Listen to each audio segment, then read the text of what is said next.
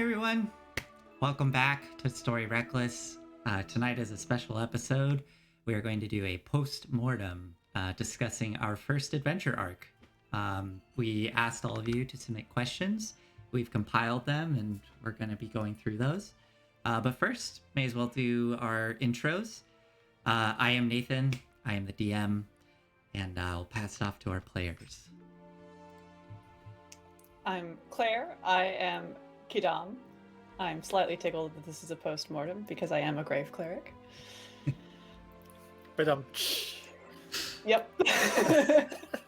And I continue to be Olive, using they and she pronouns, playing Lovelace, the Centaur Barbarian, who I now have a subclass too, and you'll see what subclass that is. Not this time, but next time. Yes. I'm very excited to start to explore your subclasses. We're going to try revealing the subclasses through story as opposed to just saying what your subclasses are. So, all right. So with that, I think I would like to start with a question for all of us from an Instagram, excuse me, one of our Instagram users by the name of I'm Doing What Now? And they ask to all of us, yes, very good name. How did you all meet? Is this our first campaign together? And how did we come to decide to bring the storytelling to Twitch?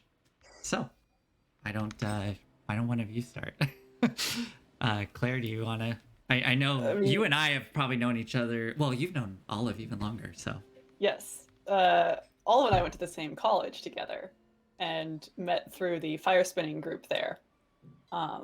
So we've been performing alongside one another for, well, not continuously since then, but several years ago.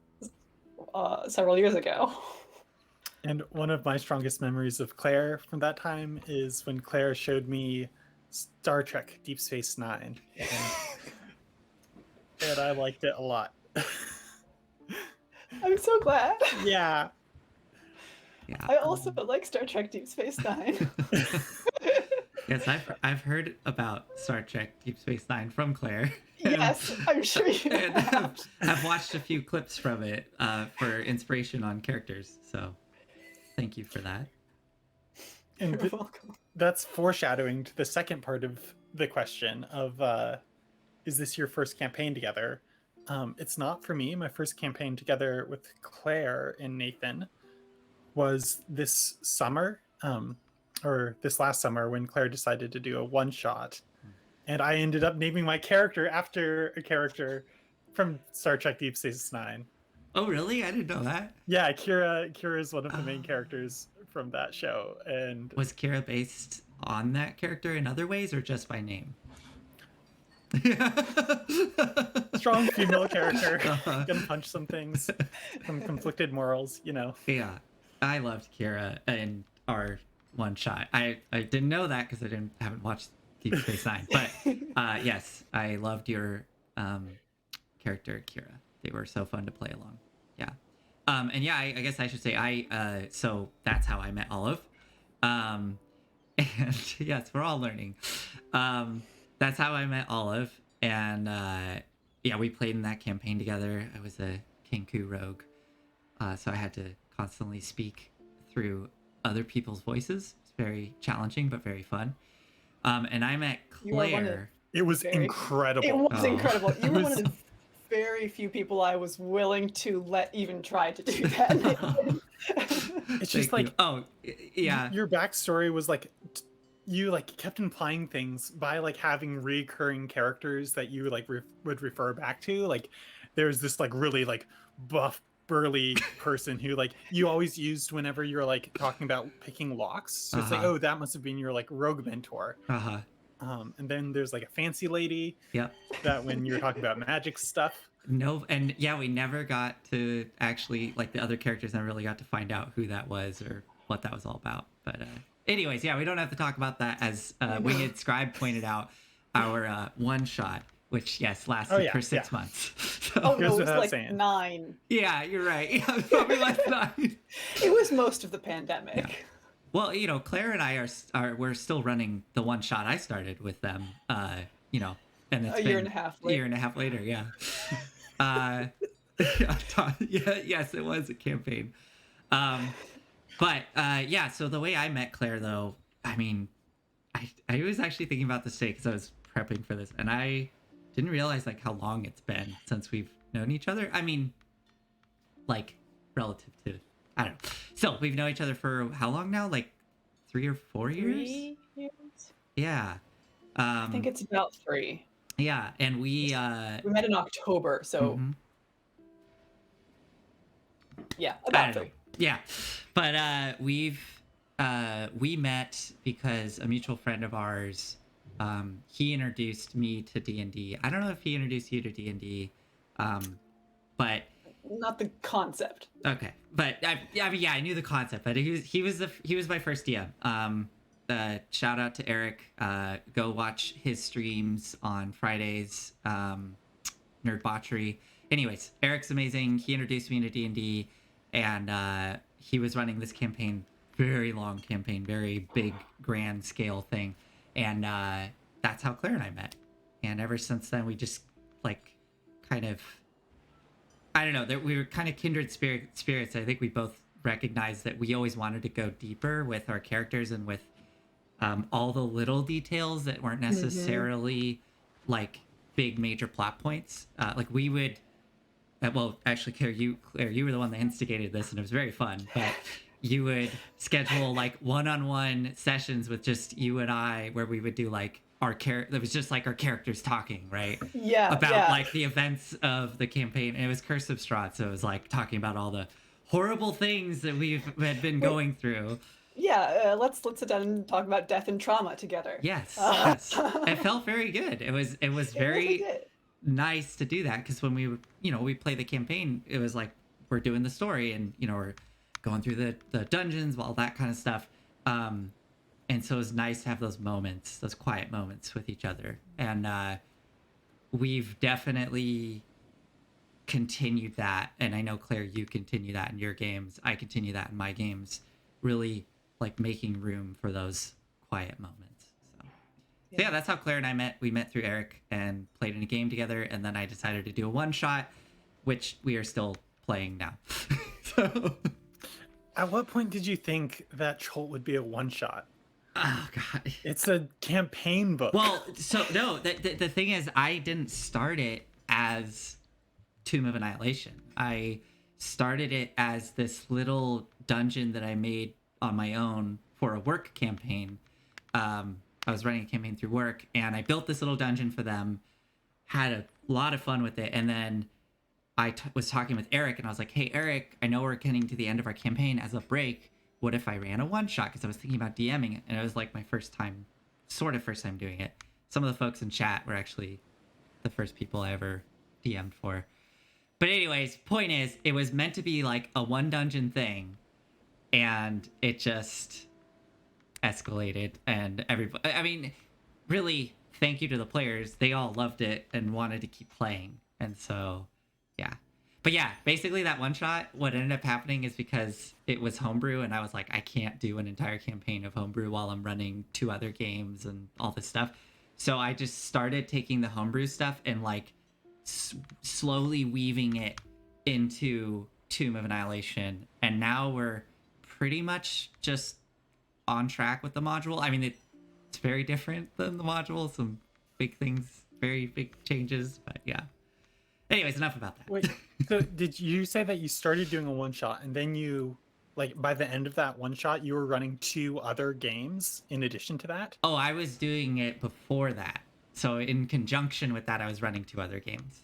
So it was like I was running 2 games, then started the one shot, which was my third. Okay. And then that one shot continued to just become my third permanent game. So yeah. That escalated quickly. Oh yeah. Yeah. No, my partner is very used to me. If I'm like, oh, I'm just gonna do this one shot thing, she's always like, so she's like, how much are you getting into here, Nathan? it's really a one shot. um. Well, Anyway. speaking of long-term commitments, Yeah. Story Reckless itself, I'm doing what now? Gave us a lot of wonderful questions. Yes. Nathan, how did you decide on this adventure in particular as kind of our jumping off point here?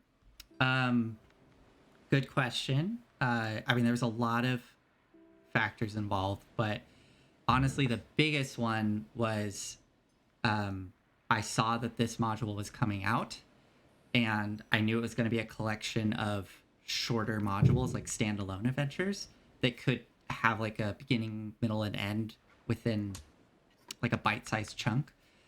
And when I first came to Claire with the idea and Olive, I think I first came to Claire and then we like opened it up to Olive. We came to you, Olive, and we're like, do you want to do this with us? Uh, but when I first came to Claire about it,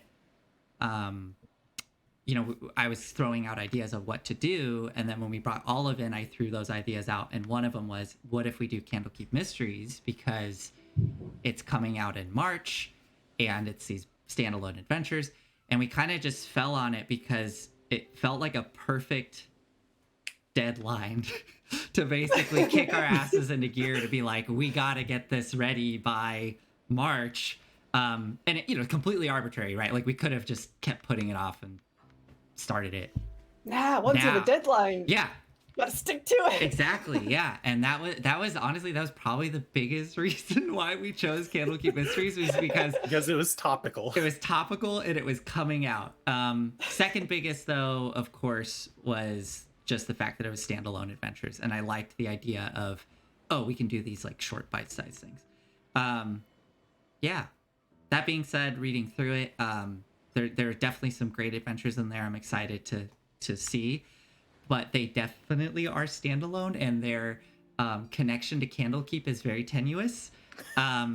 So it's going to be a challenge moving forward, which I'm up for, but it's going to be a challenge moving forward, like stringing these together. But that's still way less work than doing homebrew. So yeah. So that's my question. That's my answer. Somebody else got a question? And chat, by the way, feel free to post questions in chat as we go. We may end up pulling directly from chat. I kind of want to hear more about like the DM process here. So like Nigel McFerret asks, I enjoyed hearing the descriptions of the monsters and creatures, but I noticed that the descriptions don't typically match the D&D official art. What's your inspiration for your creations? And or like body horror? Sure. I love the body horror. I mean, yeah, body horror. We haven't done much of that in this campaign, actually. Yeah, that's, I mean, God, it comes from so many places. I'm a film major, for whatever that actually means, but I do enjoy film, and you know, have watched a decent number of films, but I have a very specific types of films that I do really enjoy, and I love Alien, I love horror films, and things that are creepy and weird and disturbing.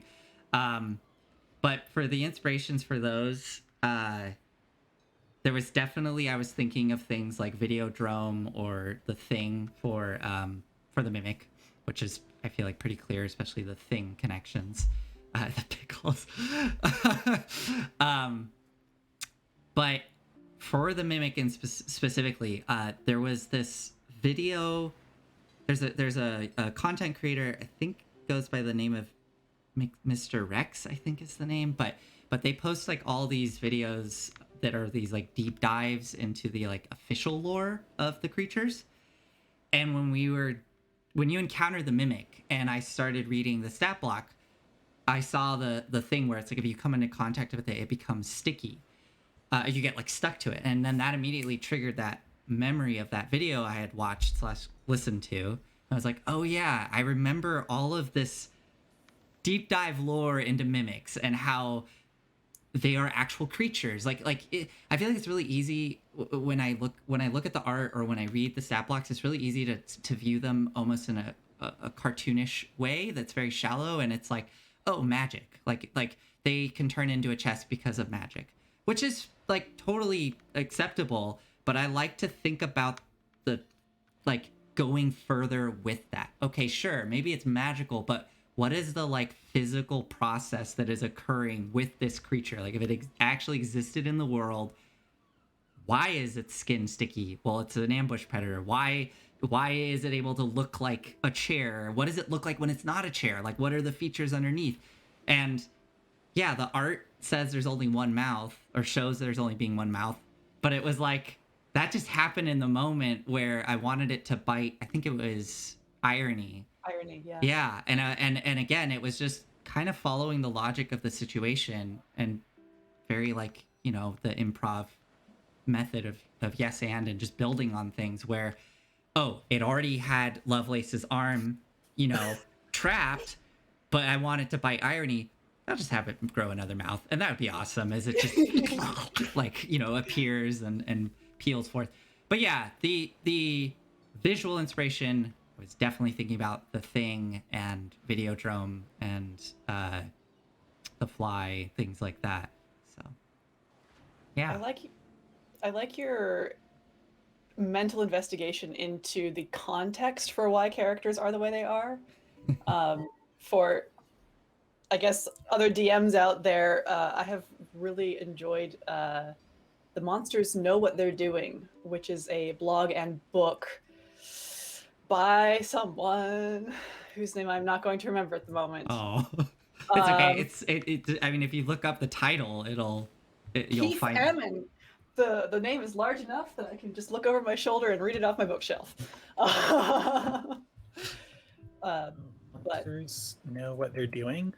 Yeah, he also does a lot of like cultural and almost like occasionally geologic investigation and explanation of different creatures, which has been very useful for running them in combat. yeah, That rules. yeah, Yeah. That's so cool. it's Is it- really good. Yeah, the blog is worth like I actually want to pick up the book, but yeah, if you ever just reading the blog is worth it. If you're ever running a game and you need to like have inspiration of how to run a creature, it's amazing. Mm-hmm. I was gonna pull a question here from same user from I'm Doing What Now, which is addressed to both you, Claire, and Olive. What were your inspirations for Godam and Lovelace? Characters as well as class choices. More specifically for me, I would like to hear the broad answers first, but I want to know why all of you picked a centaur, but maybe save that for later. 2 years ago, I picked up Mordenkainen's Tome of Foes, and that is exactly the kind of stuff that context,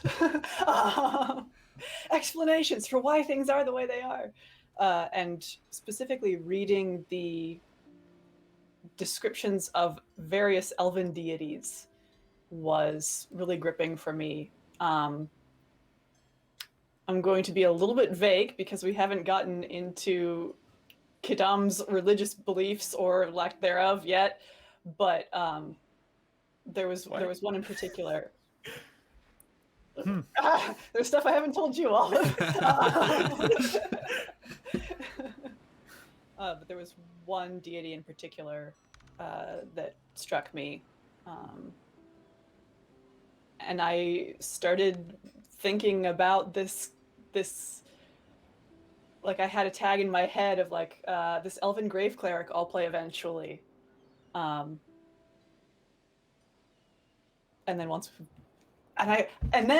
then Nathan DM'd me for the first time, and I was like, I want Nathan to be my DM for this character. And now here we are. Kadam is who they are. But that was how it started 2 years ago, reading Mordenkainen's Tome of Foes. Oh, go ahead. Yeah, and like as far as Lovelace goes, it was like very much a character that I designed in like relation to Kidam, um, where Claire was obviously like very enthusiastic and like had this like super strong idea of like what they wanted Kidam to be. Um, and so like one of the things that I do like in design, like one of my favorite questions or like techniques is like whenever you have something and you want to make that thing seem like something, you just put it right next to a thing that is its opposite. So it's like you make a character feel short by pairing them with like a really big character, or like the short one is like usually the talkative one, and then the big character is like quiet. Like those sorts of stereotypes are like really effective at like kind of like driving home the emotion that you want to feel. Um, and so if Kidam was this like very much like character about transitions and people like moving between like life and death and non-existence to existence, and like very much like a person in flux and helping other people go through like changes. My first idea is like, okay, somebody who doesn't change at all. What if I play like a golem? And like I don't know, like that didn't really quite stick. um yeah, just like kind of like a foil. And so like we were talking about it more, and I just like, Claire, what kind of character do I play in games? You play strong, angry women. It's great. Wow, weird. And so like since that kind of like slid off, like I went back to like my comfort zone of like, for me D&D is like very much like a queer power fantasy. Like I'm a very non-confrontational person by nature. And so like playing D&D and getting to like yell at folks and be like, no, this is reality and I can back it up with this here fireball, is something that like has helped me grow as a person a lot over the last like year and a half.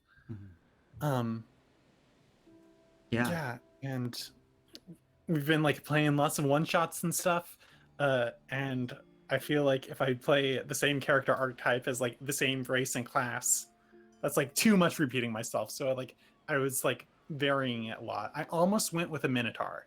Like centaurs, like I guess I haven't ever seen them played before. Yeah. Me either. I remember when you asked me it, and I had to really think about like, are we gonna do this? Are we gonna have a centaur? But I think one thing that helped me was knowing that the size of your centaur is like this like compact centaur, and that kind of like helped make it seem feasible to me. Like it's like a deer or goat sized body. And like that seemed like, okay, well a creature like that like will be able to not have to worry so much about the logistics of you going into spaces that are designed for typical humanoid sizes. I mean, if you ever go to like a halfling or a gnome settlement, like, I don't know, I mean, even Kadam would have a hard time, but man, it's gonna... I mean, we've already seen that come up in play though, right? Yeah. It's like, I couldn't go up into the attic. That was a ladder. This space was not built for me. Yeah. Oh yeah, if you ever go to like an Aarakocra settlement, oh boy. Oh god, like I would love that, because then like I guess like Kidam would have to live with the sorts of things that like I live with, or Lovelace lives with, like all the time, where it's just like the basic architecture of how things are laid out depend on like capabilities that your body does not have. Right. We're getting to accessibility issues here. That it's not that Lovelace is weird or different somehow inherently. It's just that the world has not been built for you. Somebody asked what was that? Somebody asked how Lovelace feels about ladders. Well, yes, that was Winged Scribe. Yeah, that was Winged Scribe. They asked, when did you first encounter ladders? So I think ladders are like Lovelace just like has ladders grouped in with like all these other things like stairs, like small buildings, like just as information of like this place was not built for me, and it tells me about something about who the people who live in it are thinking about. And chairs, yeah. Um, and yeah, uh, she probably encountered them first. She grew up in a moldering castle far away from Baldur's Gate. So there was probably just like among the other parts of that castle that like just weren't really useful for her or the other centaurs. Mm-hmm. I really quickly wanted to go back to something you said because, like, although I haven't, you talked about how D&D for you is this almost this like power fantasy, this like queer power fantasy, to be able to say no and to be able to back up your claims and be confrontational with people, right? And it's funny because I haven't personally had the feeling of playing it as a queer power fantasy, but I've had the same experience of someone who does struggle with confrontation and struggles with being able to even express myself sometimes and like what I want or what I'm comfortable with. I mean, this happens to me constantly where things happen and I may not be comfortable with it and I'm just sitting there, I don't know what to do. Mm-hmm. And I've had the same thing with D&D where it felt very therapeutic to play it for that reason, to just feel safe and okay with saying no or standing up for myself or whatever, right? Yeah, I've definitely had like moments in this last year where I was like having some kind of like interpersonal problem where like my boundaries were getting crossed, and like I could see like myself going down my usual routes of just being like, okay, I'll just like eat my discomfort and just like put my walls up and like retreat from it. But then I'm like, no, what would Kira do? What would any of my other strong female characters do? Big two-hander. I mean, yeah, when I very first started playing D&D, I would have the same thoughts about what would Zog do. They would happen all the time. Just what would Zog do? Like, how can I embody that feeling I have when I play this character where I do feel confident, I do feel like I can stand up to some like scary ass person and just be like, no, we're not, like, you can't do that, that's not okay, like that's just not okay. God, and I love this. Okay, so this is gonna be a total tangent, but that's okay, I am that's the what this master is of my own for. destiny. So like I've been reading things recently about people or like artists kind of grappling with this issue of like what is the role of art when the world's on the brink of, I don't know, apocalypse. Yeah. And this one article I read was about like the Hunger Games and how like it's all about this like rebel group fighting like power structures.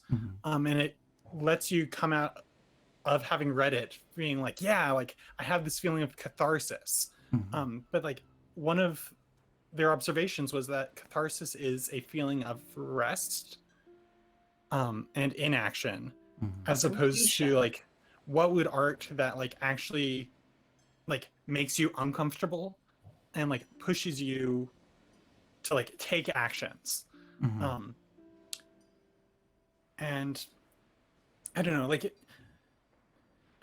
there is something to be said for like art that is like a refuge, but something that's really magical about D&D is that you get to have catharsis and like fighting those power structures, but actually like embody them, and you like, you know what, like the body feeling of like you producing the resistance feels like.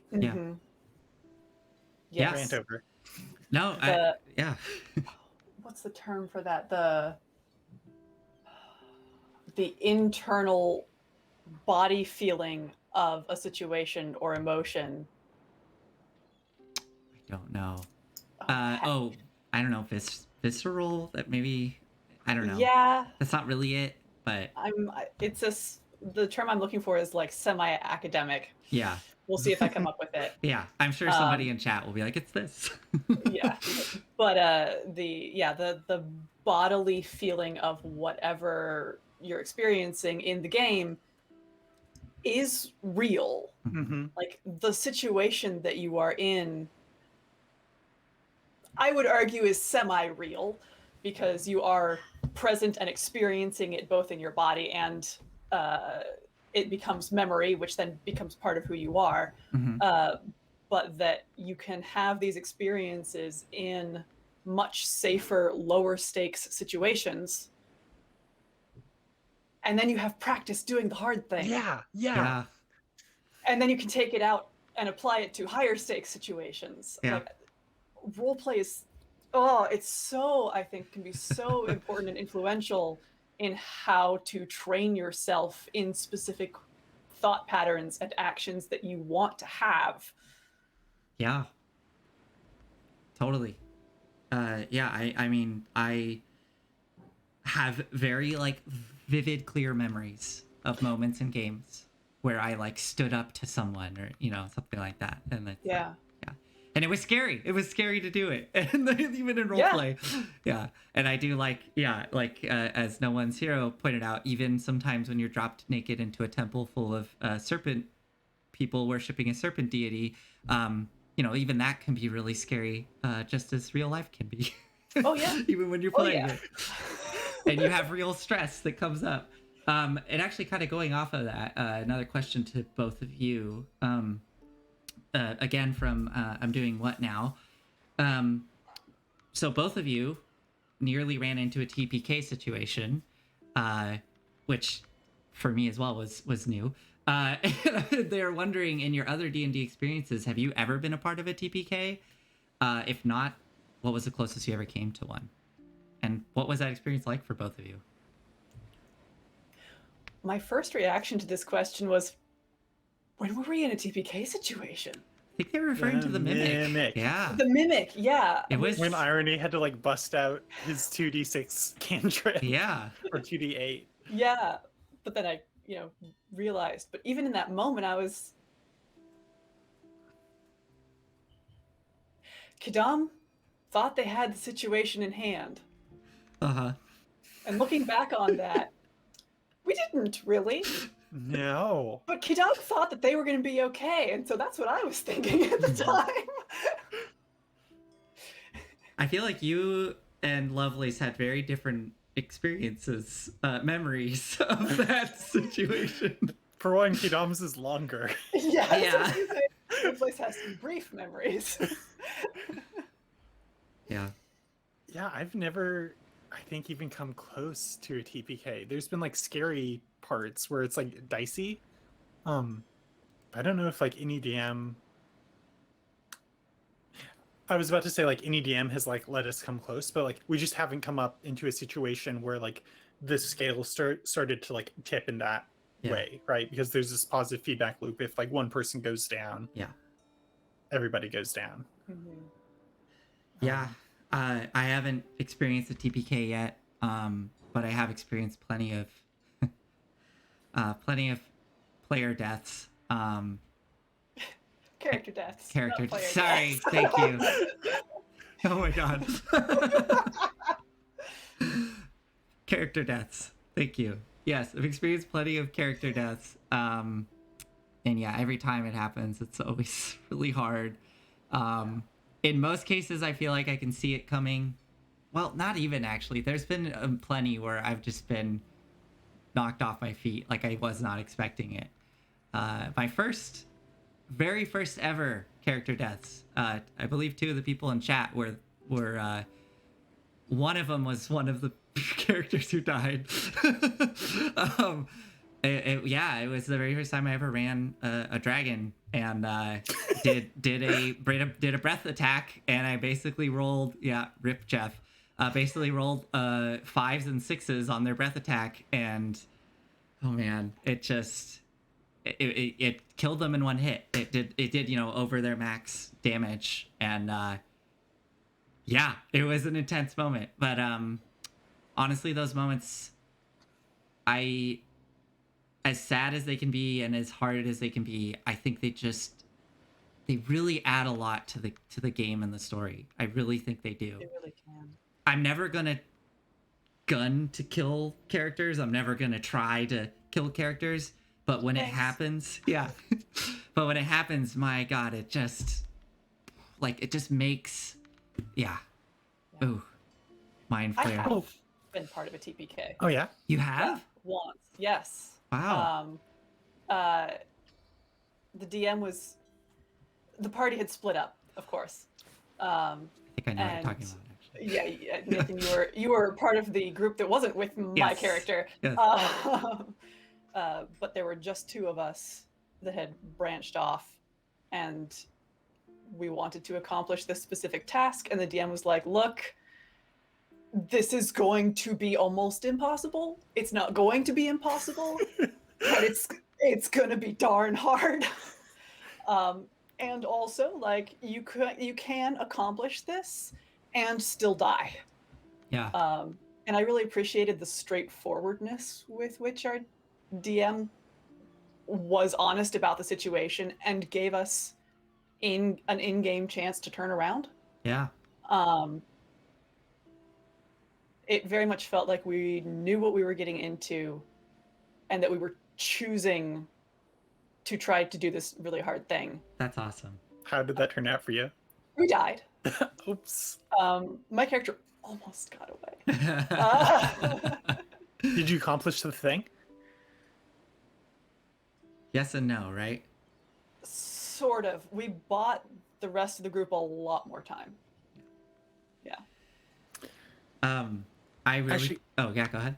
Yeah. So that reminded me of the time in your campaign we were playing Dead and Fae, where we Heavily also split the homebrewed. party. Dead and Fae. Heavily. Hmm? Yeah. Yeah. And then it was actually Nathan's and my character, so both Sharp and Kira.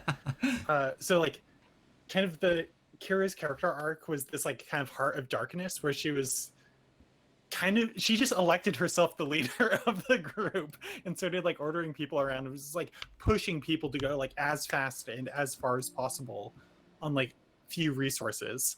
And so she took Sharp ahead to go to the next room, and they were like shadow creatures, and she had to like spend like her remaining spell slots for the day, like some huge explosions. But I was very worried about the two of you.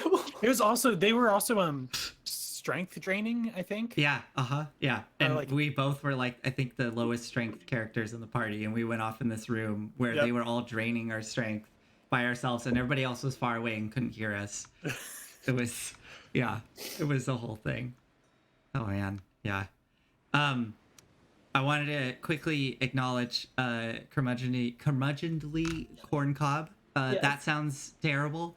I really hope one day to run a mind flare, because I think they're really cool, but they are terrifying, and yeah. To encounter mind flayers. Yeah, I really, really want to run a mind flare someday. I would love to even do a campaign just like centered on mind flares. I think it'd be cool. Anyways, I like mechanics like that though. So both the shadow creatures and the mind flayer like stat drains as like alternate ways to die, because like Totally. Yeah. we get so complacent with our hit points. yes. Yes. Also, maybe a little harsher, but when things fuck with your equipment, that can be really scary for players as well. Rust And it's like, monsters. Yeah. yeah. And then I wanted to quickly pull a question from chat from Tiny Valkyrie. Thank you. Do y'all play other TTRPGs besides D&D? We do. In fact, I think, at least for me, I've only played one other TTRPG, and it is with the two of you. I don't know if have either of you played other RPGs, tabletops? Yeah. I have played Lasers and Feelings once, which is a very fun one-pager that's essentially play Star Trek. And then, I don't know if this counts, but Nathan and I have played a D&D. Oh, that, you know what? That's where we started. Yeah. My first experience as a player was Advanced Dungeons and Dragons, the 1976 version. I think, I mean, it was heavily modified It by was the heavily DM, modified. but yes, yeah. because it doesn't work if it's not that. Yeah, it's Oh boy. yeah. I'm really happy I got my first experience playing AD&D, but I'm also very happy to be in 5th edition now. Yeah, the other tabletop that we've played together is Monster Hearts, and that's the only other the only other tabletop I've played. I loved it so much. I was the MC for it. But after doing that though, I'm like really, really curious now to try other tabletops because Same. it was so refreshing.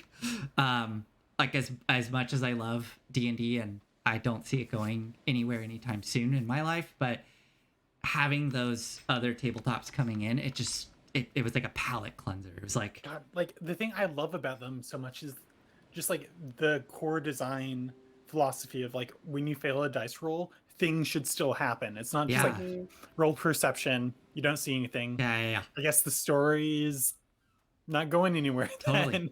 Yeah, and I've tried to adopt that philosophy Yeah. into D&D because it's brilliant. Like, and also just really thinking about when you ask people to roll dice. Like, if they're rolling dice, make sure you know why. Like, there has to be a reason and like some kind of consequence for failure and a consequence for success. And the thing that I like, especially, I still do it, and especially when I started, that I always ran into was asking people to make a check. And I still do this, and every time it happens, I go, and I make a mental note. But ask people to make a check, they fail it, and then I go, well, crap, I don't know what to do now. Like, I only had the success in mind, and I'm like, and then, yeah, all of, like you said, sometimes I end up just going, okay, well, nothing happens, you know? And it's like, if you can try to think of a way to reveal something. Fail forward. Yes. Yeah. Like with insight checks, like, I wonder if, you know, trying to, instead of saying, oh, you can't really tell, and, you know, maybe try to keep a straight face and give them the wrong information so that they, you know, they act on something that's not there. It's that classic misinterpreting what somebody said or how somebody, you know. Another way I've seen it done is specifically for D&D, kind of tackling this. I've been watching a lot of Dimension 20 on Dropout. It's amazing, first off. And I feel like it doesn't get talked about as much because like it's kind of in the Dropout ecosystem, so you have to like have an account and stuff, but it's so worth it. Just like the production value is incredible. You can also watch a fair bit on YouTube. Oh, I've I didn't know that. All of my Dimension 20 stuff on YouTube. It's so good. Just like the miniatures and like their props team is just stellar. And that's the DM anyway, is it Brennan? Yeah, Brennan Lee Mulligan. Lee Mulligan, he's amazing. Yeah. Just like his variety of voices. Yeah. But like something that he does a lot is on skill check failures. They like still can like do it, but like maybe they take some damage. That's like a really common one of like, okay, you roll athletics, you fail, and like you're able to like kind of stumble over like a table or whatever, but you take some damage, and just like using that as like just like another like a way to kind of soften the like success failure dichotomy. It's like you succeed but with consequences. Yeah. Okay. Yeah. Which like a lot of other TTRPGs like have built into their like rules from the get-go. Yeah. Right. Honestly, the best. Yeah, I think the best time I have ever. Nathan, you helped me fail forward once. I rolled a 0 on a perception check. And you didn't answer my question of what was around at all. You immediately diverted my attention to my NPC crush and gave me a very detailed description of like light on her face, and then her like noticing me and turning her attention to me. And we ended up having this like little conversation between the two of us that built on the characters' relationship. Yeah. And I don't I don't even remember what I was asking, what was around us. Like, Yeah, that's. I didn't see it, whatever it was. Yeah, that's right. I forgot about that. And that was the morning or like afternoon when you arrived back at that camp. And then I think that night you and that person had like had your date.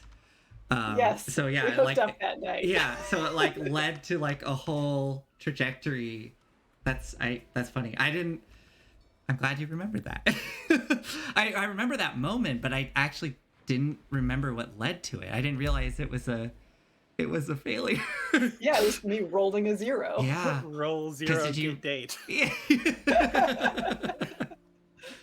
That's right, because was that with inquiry? So you have a -1 to your perception. My perception. Yeah. That was in one of our other games. The player had a negative dex mod, and they rolled initiative, and I think they rolled a 1, so they got a -1. I think was their initiative. Oh. It was Torbjorn, actually, the dwarf that you all met. The librarian. The librarian, yes. Awesome. I want to list the TTRPGs that I've played also. So I've played D&D. I've been playing since I've owned the source books and then never played since like 3.0. So both like high school friends in that kind of like era. I played D&D 4 briefly at like a game shop in college, and now D&D 5e with all y'all. I've also played Blades in the Dark, which Tiny Valkyrie mentioned, which I got introduced to by the Friends at the Table podcast, another amazing group of folks to check out. And then also Blades in the Dark, not Blades in the Dark, Lasers and Feelings, which Tiny Valkyrie is actually emceeing for me every Thursday, and another friend. Also, this we played this one table session game called Icarus, and it's like this game where you it's a story about a community, kind of like growing closer and closer towards the sun or towards some goal, and you represent it by this physically stacking dice on top of each other.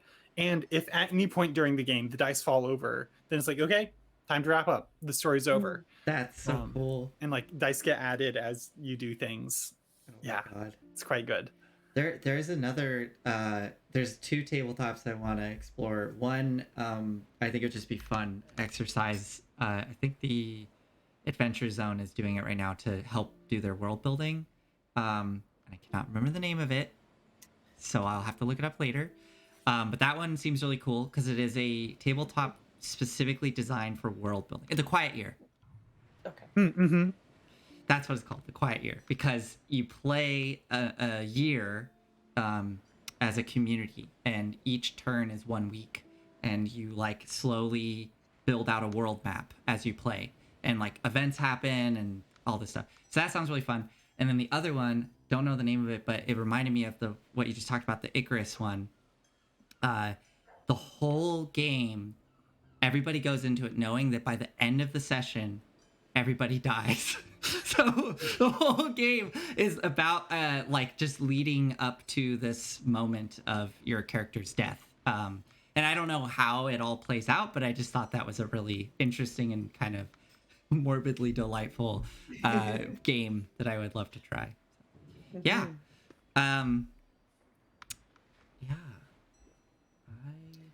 I'd be interested to get into more questions about more detailed and specific decisions that we all made, or character choices. Absolutely. Do you have one in particular? Well, Olive, for you from me, if you are willing to answer it, I would love to know why Lovelace feels so protective of Kidam, and why she swore to protect them in the first place. Yeah, so I think Kidam... So Lovelace thinks that Kidam doesn't know, I think, how much good they do in the world.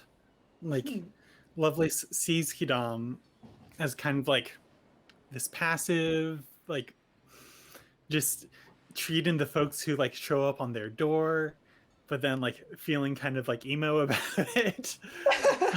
um, and like, but sees like kind of the trajectories of folks before they reach Kadam have like their life hanging in the balance, like especially like with births and deaths, like these like their like lives can like go one way or another, and Kidam is just like there holding their hand on the scale and like making it go good.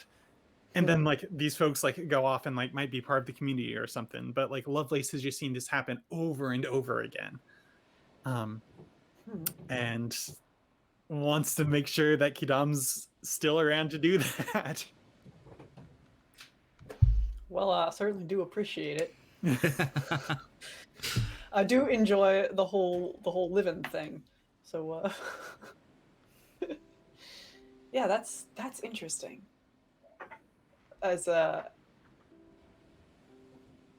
mix of traits to view a single person with. I'm interested to see how that will progress or change or not. Yeah. I mean, it sounds like Lovelace, sees Kadam as this like this very important, prominent member in the community, and if they were to suddenly be gone, I don't know, that community could crumble, or people that Lovelace cares about, may not be able to. I don't know. Maybe I don't know. What do you think, Olive? Does Lovelace think about anyone that is important in their lives? And if Kadam wasn't there, maybe they wouldn't be with Lovelace anymore? Yes, and I want them to show up through gameplay. Mm-hmm. It's kind of a bombshell. Mm-hmm. But yeah, there's somebody in Lovelace's life who wouldn't be there if Kidam hadn't been there at the time. So there's almost a a life debt going on, sort of, but I kind secondary. I want to like stay away from. So something that I want to be like really careful about playing the barbarian is like the kind of like tropes of like the savage makes me really uncomfortable. Yeah. And yeah, things like life debt, it's kind of too close for that. I'm trying to like really steer away from kind of like the unthinking brute or like communing. Yeah. Anyway. Yeah, that makes sense. I appreciate that too. Yeah, it's nice to see those different interpretations of those very tropey classes that you see all throughout D&D. Something that I was realizing kind of partway through this first adventure is that both you and I, Olive, really integrated our characters into communities. And here, the introduction to the audience is of them entirely out of context of so much of what they consider to be part of themselves. And I'm intrigued to see what will come forward once they're back in context of the outer city of Baldur's Gate. But like, we're playing Candlekeep adventures. Like, we're basically asking Nathan to go do another homebrew. Well, no, I am already preparing to go back to Baldur's Gate. I have the Descent into Avernus module, which has like a huge section about Baldur's Gate, like a what do they call it, gazetteer or something. It's just like a big, so I've been doing all my prep for the past week has been about Baldur's Gate, and yeah, we'll see. The adventure may lead us there anyways.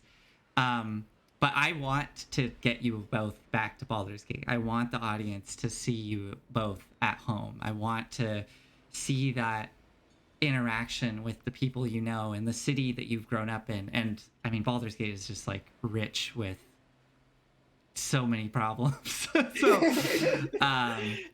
yeah. And I think that I think that even if it's just a kind of an aside, I think it's going to add more to later adventures because like now the audience will have that extra context of Kadam and Lovelace in their home and the people they know and the people they care about. And yeah. And it gives me opportunity to, like, I don't know, raise the stakes if need be, things like that. We'll give you some things that we care about, Yeah. DM. What Yeah. will you do with them? No, I They're won't, threatened. I won't kill any of your families unless it makes sense for some reason. Thanks. That's what I'm most interested in. Does it make sense? Does it tell a good story? Yeah. It needs to make sense and it needs to tell a good story. Yes, so Cilio, your cousin. I'm so sorry.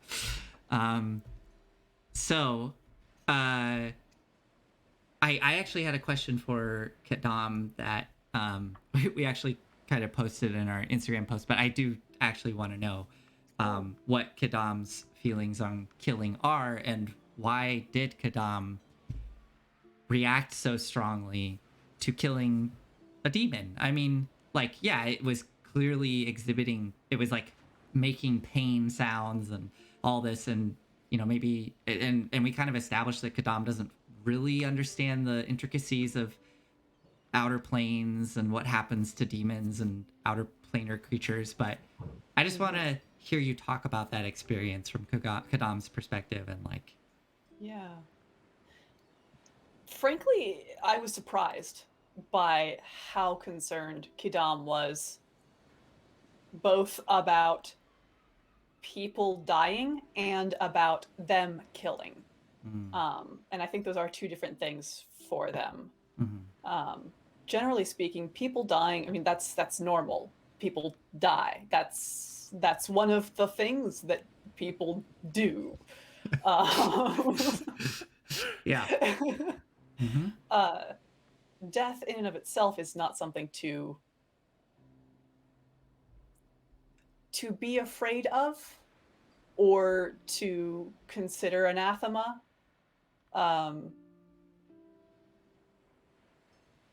certainly has feelings about ways to die, mostly along the lines of, well, it's best to die in the way that you think it's best to die, whether that be in your sleep surrounded by family or on the battlefield in glory, like whatever floats your boat.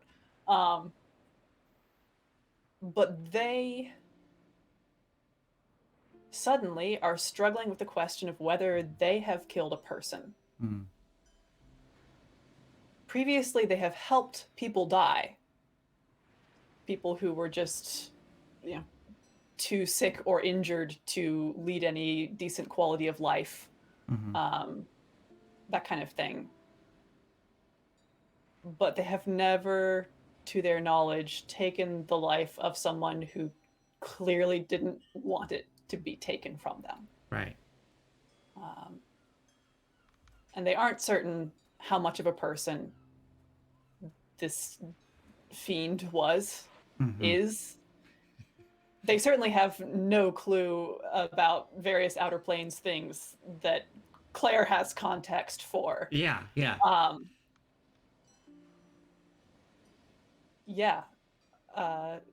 They are upset, certainly. They, previously to killing the demon, were relieved that they had not been attacked by any people in the mansion. Like, all of these were enchanted objects or mimics. Who knows? I mean, that's, as far as they're concerned, that's also an enchanted object, sort of. Yeah. They felt mildly guilty for destroying a bunch of books, but killing is another thing entirely. I gotta, going off of that, Winged Scribe asked, how did Kadam feel about the graffiti that they left in the mansion?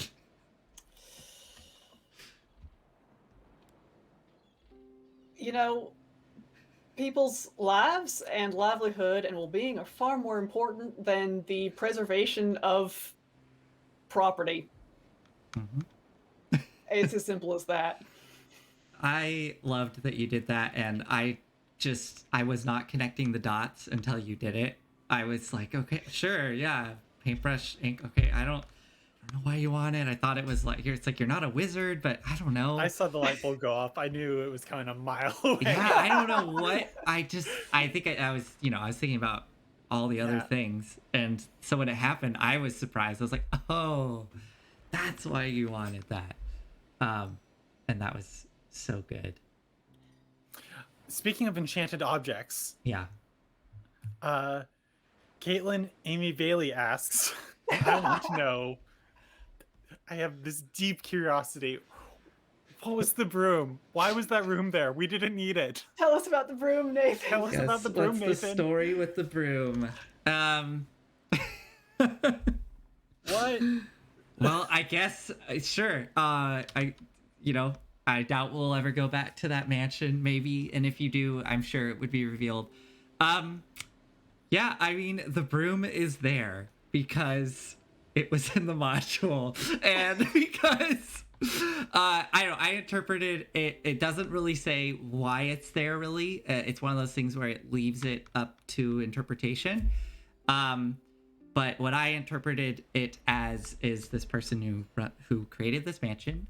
They put that broom in there, this enchanted broom, and it's basically a D&D Roomba, because that room it's like a training room.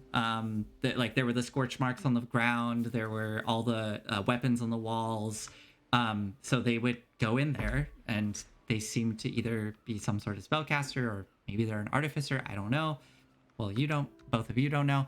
But yeah, I mean, they go in there and they do training and make a mess, and then they have this enchanted broom that just cleans it up. So wait, if we had gone in there, it wasn't like a challenge or anything? It would have just like hung out? It would have just kept doing its thing. Nothing would have happened. Unless, of course, you tried to fuck with it. That's so good. If you I tried- love that we just Yeah. fled from the broom. It was great. Yeah, no, if you had tried to fuck with it, like tried to grab it or whatever, it would have smacked you, and it can do decent damage. And it also has like an ability, certain flying creatures have it. It's called like flyby, I think. Mm-hmm. So it can attack you without provoking an opportunity attack and just like fly out of your range. So it would have been really annoying and maybe even potentially deadly if you tried to keep fighting it. But again, the way I run the games, the way I try to run the games, if you had tried to fuck with it, I probably would have had it smack you once and go back to sweeping. And then if you kept fucking with it, it would have kept defending itself. But I suspect you as players, I feel like you probably, even if you had fucked with it and it smacked you, you probably both would have gone, okay, and probably would have backed away. Like, unless it was like, I don't know, clearly guarding a book or something, like something like that. But I get the sense both of you both interact with the worlds that I'm presenting to you, like, very logically, and like and you do what, whenever you make a choice, it feels like grounded in what the character would do, and not necessarily like you're divorcing yourself from the player knowledge, like you said, Claire, with the closet being killed. So and that was another thing, kind of a little tangent going off of that, is yeah, I did modify this adventure quite a lot, and the closet was meant to just be sitting in one room as a toad, in its toad form. And again, it was just meant to be sitting in that room, and if you went in there, it attacks you, and that's it. That's all the closet was meant to do. That's all it ever was meant to do in the original module. It was like such a side thought. It wasn't a thing. So yeah, It was such the big bad evil guy. Yeah. I love that. And that was the funniest thing, is that it's a closet. It's like if both of you gang up on it, which we saw when Kadam managed to grab it and cast Inflict Wounds, like, that's it. It's gone. Like, it's not actually that threatening or dangerous. I like hit it like 3 times though. So it does have resistance to non-magical weapons. So yeah, when you were hitting it with non-magic attacks, but the audience saw this. You got it down to 2 hit points, and it was so close to being dead. And I was so heartbroken because I wanted to do the, like, you know, people get making Monster the in joke. walls. Yeah, people Yeah. making the joke of like, oh, it's Alien. I think you first made the joke about it being Alien, and like Twisted Beauty and the Beast. And I wanted that. I wanted that story of something in the house, lurking in the house, and you're, you know, don't know where it is, and yeah, I have a question for our viewers, actually. Yeah. What is it like to be able to see the world? Like when Lovelace is like, I'm gonna walk into this room. Like and like seeing it just be like a minefield of like hands and Oh, like yeah. bad pickles. Like what's that like? Yeah, I would love to hear that from our viewers. I'm sure it'll start trickling in. I mean, yeah, it was pretty funny when you stepped into that room and then the all the hands were sitting there and you just like went into the middle of them. So good. No One's Hero says that Nathan Vision is fantastic and stressful. Yeah. Thank you for not putting spoilers in chat. I deeply appreciate that because I am looking at chat, but not at the screen, not at the stream itself.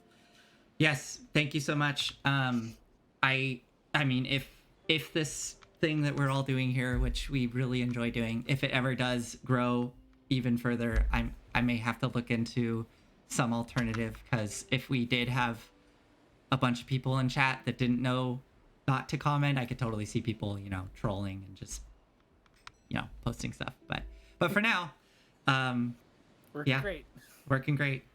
I really appreciate how active chat is. Yes. That was frankly not something that I really thought about entering into this. Most of the streams I watch have so many followers that you can't participate in chat. And there's no conversation. But having the cats. Yes. Having cats be named was such a good like back and forth. It was. It made me so happy. I do enjoy seeing commentary from folks, and yeah, this was just an aspect of streaming that I just hadn't considered to be an option, and I'm finding that I am surprised and delighted by it. Yeah, it's really great. Like, as much as I love doing you know, doing live theater, like that nothing will ever replace that electricity that you get in a room. Yeah. But this is its own thing, and this is like really cool to see that like very direct response to what we're doing, and be able to like read what people are reacting to and what they're saying. Yeah, I absolutely love that. Yeah. And speaking about names, I am gonna keep I'm trying to keep notes of names that get posted that I don't end up using. Like, I think it was like Francesca and Bertha were two that yeah. I have that NPC down in my notes as Samantha Michelle. So Samantha Michelle, yeah. Yeah.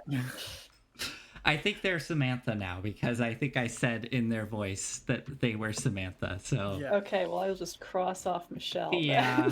That's from the Monster Hearts game. It is. Yes. Deep.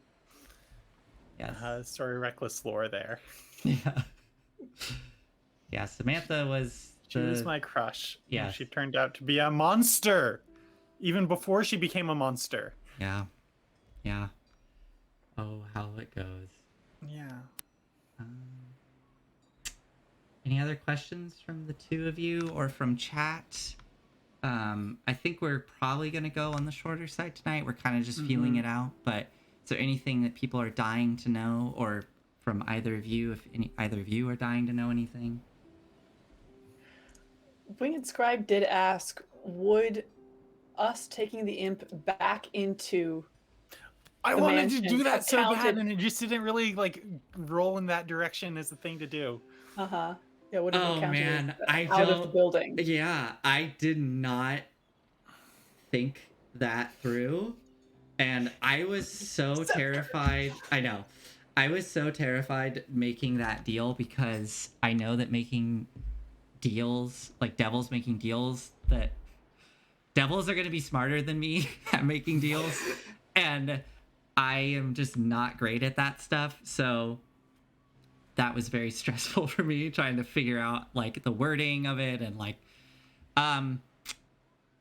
God, I honestly, it probably would have counted, because it was technically out of the building, and that would have been hilarious and awesome. Yeah, honestly, I probably would have rolled with it, and then you just would have had a really pissed off imp and a new, like, nemesis. Like, That's how you get Nemesis. yeah.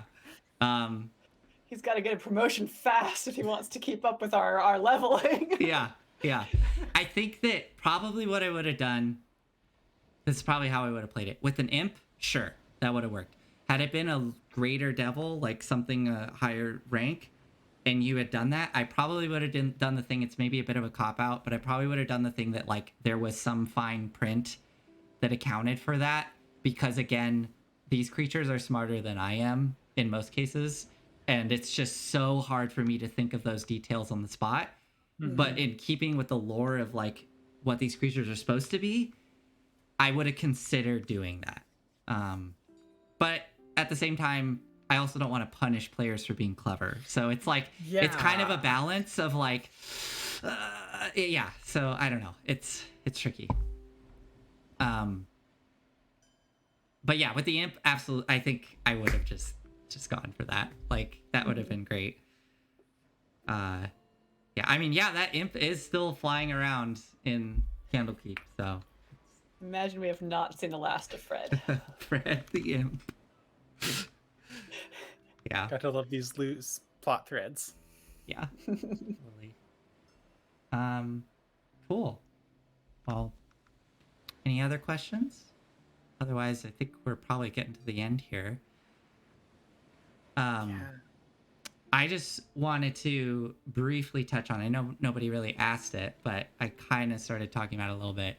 Just the way that I did change the module, just because I think it's maybe interesting for people to know. I want to know. Yeah, Matreus wasn't supposed to be dead, so he was a character that you meet in the original module. And yeah, so the way the module goes originally is that you basically, again, it was very, like, loose structure on, like, how you get into that room. And it was basically like you go into that room because somehow you get led to that room, like, oh, Matreus is in here, and it's, like, implied that whoever the guide is just, like, lets you in and then walks away. And so it's like you walk into the room, there's nobody in there, and then it's supposed to be you trying to figure out where's Matreus, and then you find the book, say the command word, get into the mansion, and he's, like, right on the other side of the door. And he's just That's assuming a lot about what your players are going to do. Yes, it's assuming quite a lot about what your players are going to do, which is why, knowing both of you, I was like, I cannot do this, because I'm pretty certain that what Claire will do is Claire's going to go grab somebody in charge and be like, hey, the person we're looking for isn't here. And yeah, I'm not going to force you to do what you're, so, oh man. Kadam absolutely would have done that. Yeah, and well, that was the thing. Like if it was inquiry, maybe, like, and she would have gone for it. Yeah, and then, like, for you, Olive, like, I didn't know enough about your character. I was like, anyways, there was so much left up to chance for you to just start the adventure. So, yeah, so I heavily modified it to have it so that, like, there's the guide who, I mean, that's, like, in the module you can get guides, but having the guide take you there, having it be like a young, teenager, so that they're going to make dumb decisions and basically facilitate this adventure. And then the fact that when you get in the room and there's nobody there, they don't immediately run and get somebody. They're, like, kind of like, oh, what is this? And, like, trying to, like, take things into their own hands. But yeah, Matreus was supposed to be on the other side of the door, and you open the door and enter, and he goes, oh, there you are. And he's like basically saying random command words, trying to figure out what the command word is to exit. And again, the adventure implies that he walked in, the door locked, and then he turned around and then sat there for an hour attempting to do this, because he doesn't know anything about the puzzle books or any of that. So yeah, I decided that I wanted him to be dead in there, and that he inadvertently let the closet out, and that the closet was the thing that killed him, and that the closet was the thing that trashed the place and threw all the puzzle books in places they weren't supposed to be. because again, in the actual module, those puzzle books are around, and you do find like a little thing from Fistandia saying like, oh, if you need to leave, just say the command word, which are hidden on puzzle books throughout the mansion. And it was like, why would they do that? Like, why would they put the puzzle book in a room with a chained library that can kill you? Like, what? Who is this person? Like, yeah. So I did a lot of modifications to using the closet, and yeah. And Matreus does die in the original module. He steps out and the imp appears and then it kills him. And again, that wasn't satisfying Just to me. like in a cutscene? Yeah, like off screen kills him, which is basically the door slams and you hear a scream as it slams, which locks you in. Again, in assuming that you, the adventurers, are going to stay inside. Yeah. But anyways, yeah, and again, I was like, why would the imp kill him instead of trying to, you know, corrupt him or make a deal or whatever? Yeah. So yeah, those are the big changes I made. Oh, so like we go in, Matreus walks out. Yes. Because the door is open. Basically, while we're in, the imp kills him, then the door slams. Yeah. Yeah, and basically what happens is it says that you come in and he goes, oh, I'm so glad you're here. You have a bit of role play, and he basically says, look, I will help you with your curse, because that was one of the original like story hooks. It's like, I'll help you with your curse if you go in this mansion and like uncover what's in here, because there's countless, you know, wonders in here. And that's the hook. It's like, go in, explore it for me, and then I will give you the information. So yeah, I wanted to. Those Changes make sense. Those are the big changes I made. So, and yeah, the closet was not even really a thing. It was just an encounter in a room, but I wanted to make it into this. Into a mystery. Yeah, into a scary creature monster thing. And it worked. It ruled. Thank you. But yeah. Anyways, I just wanted to share that with everyone because I was sitting on that for a long time and I just wanted to let people know. Anyway, so yeah, with that, I think we're going to wrap up unless either of you, any last words? I have had now 2 requests from Winged Scribe to show specifically Lovelace on image. Yes. Okay. Can we show both? In what context is Lovelace being shown this image? I believe Winged Scribe would like Lovelace's reaction to the image. Okay. I'm going to send this to Nathan so that, Nathan, you can show it to chat. Okay. To our audience as well. Okay. Let's see if I can figure out the best way to show this. Is it going to be a share? Oh boy, this is... You posted it in chat. Oh, maybe yeah, let's see if my computer will cooperate. Oh, I mean in G-chat. I don't know if... Oh, in G-chat. Yeah, because I don't think you can't put links in our Story Reckless chat. True. Yeah. Oh, here comes the fan. Oh boy. Okay, I have sent it to you. Okay.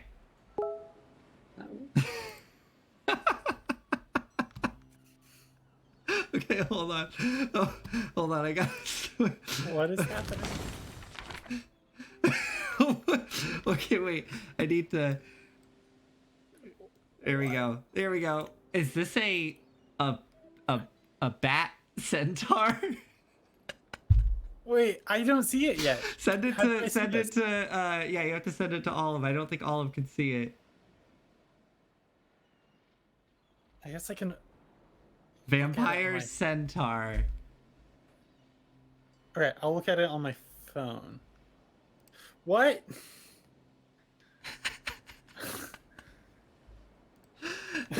Thank you so much, Winged Scribe. It's amazing. Winged Scribe sent me this, like, it must have been less than a day after we originally asked for questions. I think. What? Yeah, what do you think about this, Lovelace / Olive? Lovelace. have no words. It's. Can I roll animal handling on it? You can certainly try. Hello? Hey there, little buddy. Big buddy. I want to Buddy? see it fly. It would be like a like the legs limply like hanging. Wait, I'm rolling. Okay. Okay. I think I have like a +4 or something. That's a 21 on animal handling. What do you want out of this interaction with the vampire centaur? Hey, are you one of them fruit bats or want some bugs? I think it definitely likes you. Although if it's a vampire centaur, it probably hey, you'll probably be used to this. It lands on the ground next to you, waddles, well, it clops up to you, and the little comes up next to your neck, and you see the little mouth go, and these little fangs come out as it's wanting to nibble on you. New friend here. What is the sizing on this creature? Is it horse-sized or bat-sized or somewhere in between? This looks like a donkey-sized thing with a little bat-sized. So I think it's like a donkey-sized body with a little bat poking out of it. What do the teeth look like? I think there's the two kind of big horse buck teeth, and then on the sides, the little sharp vampire canines coming out. I am speechless. I thought, Claire, that you were gonna show. Well, first off, I want to appreciate this drawing in that because I was having to figure out how to draw horse bodies when I was drawing Lovelace, and you can see the sketches of the bone structure underneath. It looks like ever so slightly. I appreciate that because I was looking at a lot of horse skeletons. Secondly, Claire, I thought you were going to be sharing, but maybe we'll wait on this. I can tease it sort of, but I thought you were going to be sharing character art. Should we make that as our like final announcement kind of thing? We can announce it, yes. Yeah. But I don't know if we should. Are we announcing it or showing it? Do we show it, or do we wait? Do you really want to show it? Yeah. You want to show it? Okay, let me see if I can find it. Did you put it in? Do you have access to it, Claire? Can you just quickly post it in chat so I can just pull it up? I know where mine are. I posted it as an image a couple days ago. Yes. In chat. That one is quickly available in chat. Nathan, if you could grab that, and I will see if I pull can up. find it.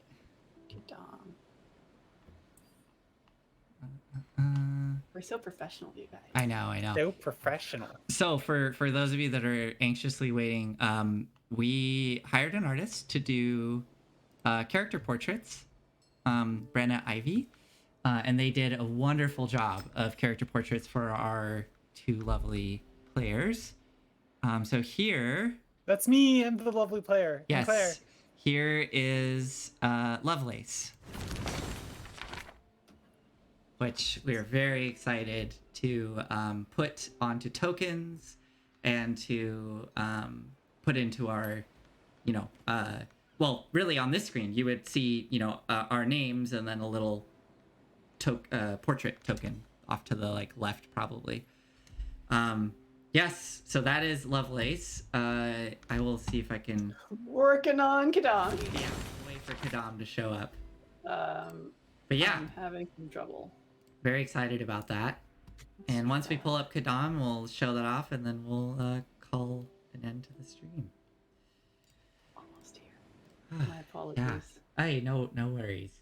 I saw that all of you posted a question to me just saying "closet" with multiple exclamation points. Was there more to that? No, we covered it. Okay, cool. Okay. This should work. Yeah, it's so cool, so silly-o. It's very exciting. Is your computer being well, it's actually behaving, generally speaking. I might be able to find it if it's not posting. Oh, there we go.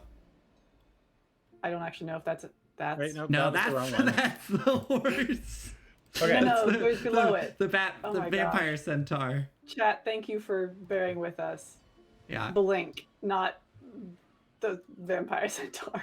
The link is not working for me, so I'm just Oh, gonna really? find Kadam on our.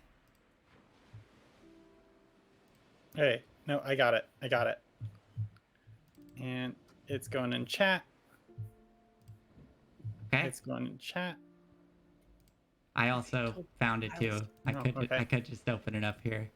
That might work best. I'm sorry. Yeah, no worries. All right, here we go. Oh wait, there we go. Da-da-da. All right, and here's Kadam, everyone. Thank you for bearing with us. And there you go. So yeah, our character art is on the way. We're very excited to have it in our live show when we start playing again. Yeah. So Thanks so so much for coming out. Yeah. thank you everyone so much for joining us tonight for this little postmortem chat. We had fun. I hope you had fun. Please feel free to post things in chat. Honestly, I wouldn't mind hearing like things that you liked about the show, or anything you maybe even wish was a little different. Oh, yeah, we didn't hit the like favorite memories question that usually comes up and stuff like this. And that's okay. But yeah, just totally any feedback you have, we're totally open to it. I know that's such like a broad thing and it takes time out of your day, but if you feel so inclined, we greatly appreciate it. Otherwise, please just keep watching. Thank you so much for watching. Pay Watching us attention do. to us. Attention. Slash, it'll be fun for you. I hope so. No, but yeah, really, thank you all so much. And as Thank you Claire so said, much. thank you for being so active in chat. Even though we're a small little audience, it's really fun. So being able to see what you're all saying and talk with you all. All right. I think with that, we'll call it a night. Thank See you, all everyone. next week. Yes, see Bye. you on Monday for a continuation of the story. We'll see what happens with Lovelace and Kadam next. Bye. Bye.